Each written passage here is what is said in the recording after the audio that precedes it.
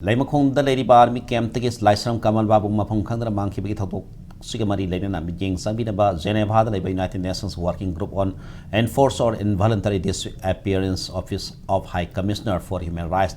Center for Organization Research and Education Corna Wakat Kipi Pakom Pirakle Atumatam the Kamalbabu Mapong Kandra Monkey Basi Matan United Nations Working Group Asinata Karadi Pakalakani Happy Hazabelay Haina Korgi Elders Council President Laifungbam Deva Pratalo Roina Tamlake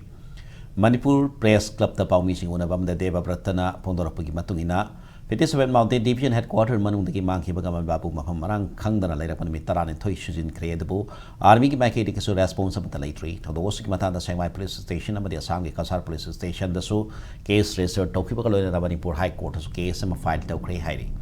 Kamalbabu from Kandra Monkey was Indian Constitution, Labaks Lady Citizen, putting the Piriba rights, liberty, but the freedom Kongauna Bani Haina Lauraga, United Nations Working Group on Enforce or Involuntary Disappearance, the urgent formal communication of PK, Working Group Asiki Maki de Gisu, Korgi Wapamadiki Pakum Pirkle, Atumatan Tabakara di Pakalakani Habit Hazabelay Haina President Sina Fondoki.